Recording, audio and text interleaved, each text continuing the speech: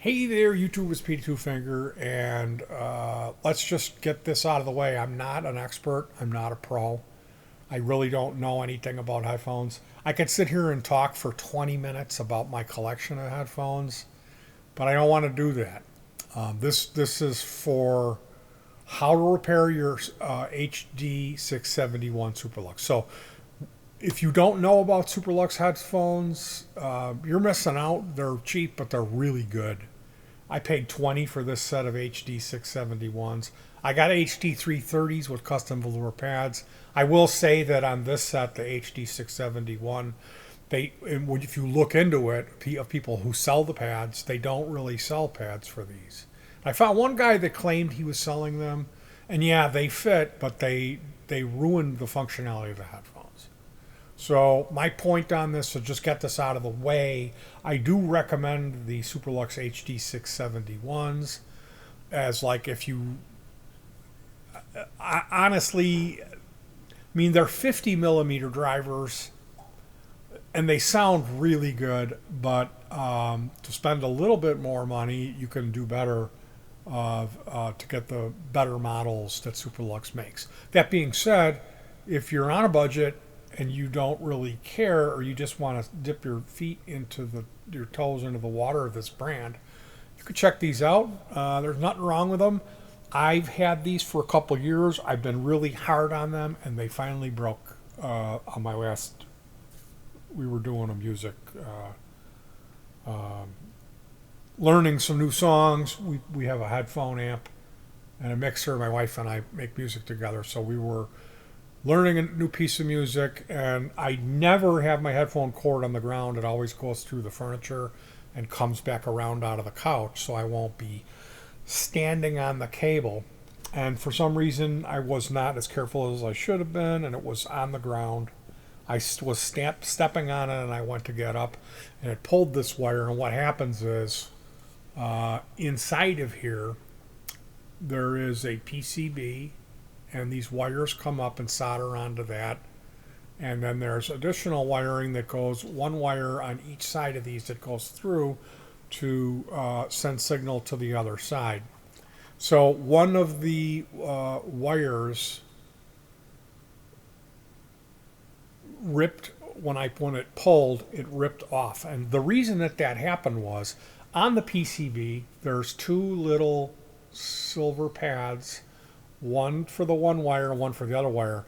And the way that the person who assembled these, they put the one wire on the outside and the other one they soldered barely on, touching on the same pad, where it should have been on its own pad. There's two pads that if you take a continuity test and test it out, they both count out, and one is for each wire, and the guy didn't do a good job. He did a good job soldering the first wire to it. That one was properly soldered. Then he just tacked the other one onto the side. So when I came in and this tugged on this, what happened was that wire ripped off from there.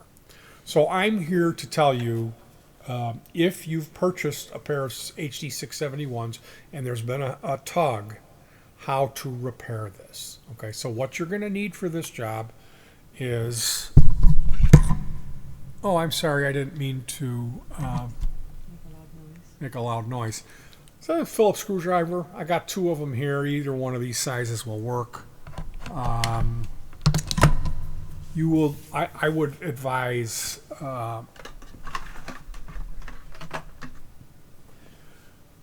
you might need a snips. I would advise you to use some flux and then a soldering iron and solder and a steady hand. You might want to have a second person as well. It is a little tight. Having my partner, my wife, held the headphone itself and the disc. We disassembled it. Held the actual element and its plastic support board, which contains the solder point. So she held that where it needed to be, which is kind of jamming it in there so this short wire can come up and tack it on.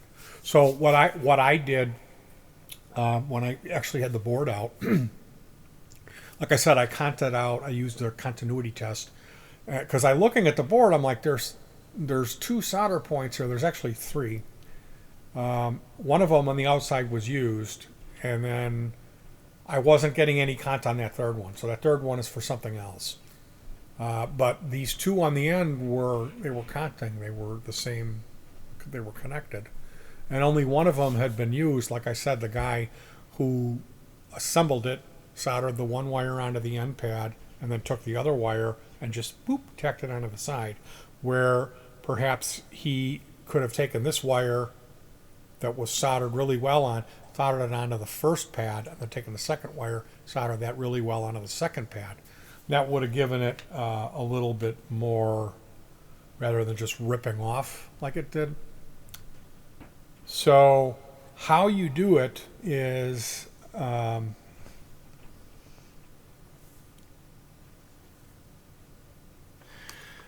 first thing that you have to do, and I'm not sure about this stuff. We did it. You take a hobby knife or a razor and pop this cap off where it says superlux. There is 3 little pins where that stick to mount this pad. So you can see here, see those little pins? Kind of hard to see them. But those fit into these corresponding, you can see there's a hole north there at noon. And then there's two Phillips screws there. See those 2 screws? So I popped this pad off of here, and then I removed those 2 screws and set them in a shot glass. That was step 1. Then I pulled the rubber pad. If you pull gently and go around, you can completely pop this out. Okay. And there's also a ring that has 4 little doohickey stickers that go into holes for you to reset your pad. Okay, so that ring can pop out too. But when you get that's the cushion off of there, and again, you're doing this on the one side of the headphones where the wire comes in. That's where we need to fix that wire. So you remove the pad and that trim ring, pop that off. If you're having a problem with that, you can take a pencil and take the pointy end of the pencil and go around, and it'll help to assist to pop that completely out. There is 4 screws that you'll need to remove with the Phillips driver, and again, put those in your shot glass. And then the entire thing comes apart, and what you're going to see is this wire coming through here. You can push a little slack through there to give you a little more slack. Align the unit so the wire reaches. And my wire was kind of munged up. It just didn't look very good. I cut that end off and then used a lighter to remove some additional plastic shielding off of the wire, and I twisted it together and applied some flux to that, and then I used my iron and tinned a new fresh end for the repair. And then what I did, I applied flux to the pad that was not tinned, and I tinned it. I moved the wire that was attached firmly over to the first pad that I had just tinned, soldered that one on there nice, and then took the second wire and soldered it on. So once we got those 2 wires soldered on, the headphones were fixed, and we were faced with the task of putting everything together.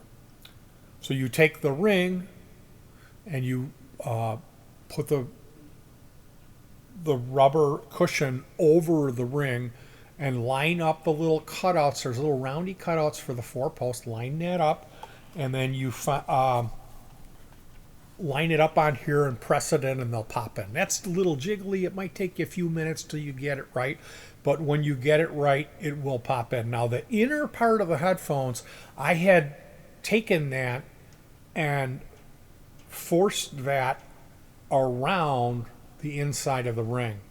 That's not where that sits. And when I put the headphones on and listened, the one side sounded different.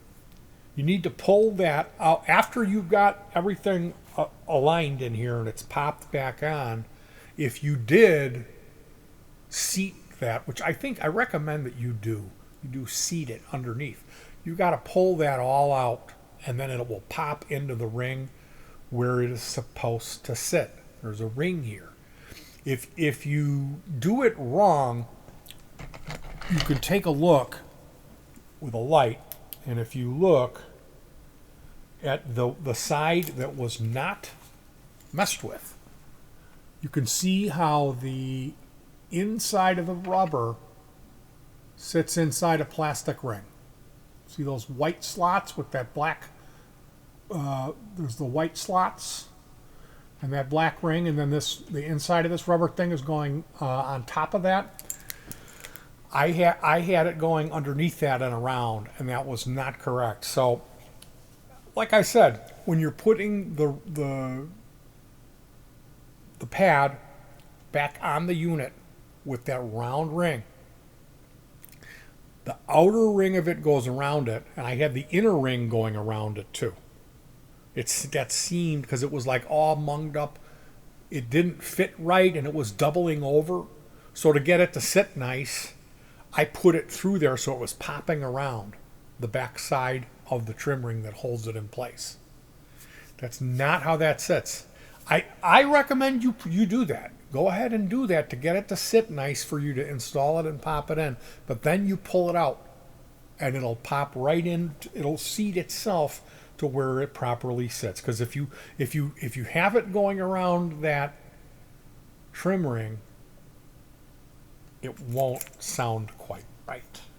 So that was the trick, and I suspect that it's probably the same person, or that simply because one person on the line is doing something improperly, everyone else will pick up on it and do it improperly as well. So that probably there's a few people out there that own these where the one side isn't working because they stepped on it and stood up and gave a little tug on here, and it's barely tacked on. So this video should be helpful to you. It's pretty self-explanatory. If you're a handy person and you know how to solder, you should be able to just figure this out on your own. But I figured just letting you know, hey, it's not that easy. It's not that difficult of a fix. It was a little tweaky popping the trim ring into place. That's my wife gave. I had to use the restroom. I needed to take a break, and I said, here, you take over. Oftentimes when I find myself fiddling with something I can't do it, I'll have somebody else jump in and they'll just do it. That wasn't the case. I had to come back and spend... That wasn't the case. I was just like, here. I had to come back in and spend about another 2 minutes of monkey time, and I finally got it. And then, like I said, the way that I had chosen to do it, the way that it looked like it really made sense, was not the proper way. So, again, that inner ring of the pad has a particular place that it needs to sit. And that's what I got wrong. So anyway, if you own a pair of HD 671 headphones, I wouldn't say that you need to jump on this and go in there and make it right. You wait till you tug on it and it comes off, and then you can spend an hour doing it and refer to this video. So I hope that was helpful. And if you if you watch this just for a video to watch, you should check out the superlux line of headphones if you're ever looking to do any music recording or studio work. I recommend these. They're great for tracking, and you can mix on them too. I know they say don't do that, but I mean, for a rough mix, or if you don't have the choice. Not everyone has the luxury. Even if you had the money, you might not live in a spot where mixing an album is a reality for bothering people. Well, that being said, you guys take care of yourselves, stay warm, hug your pets, and peace.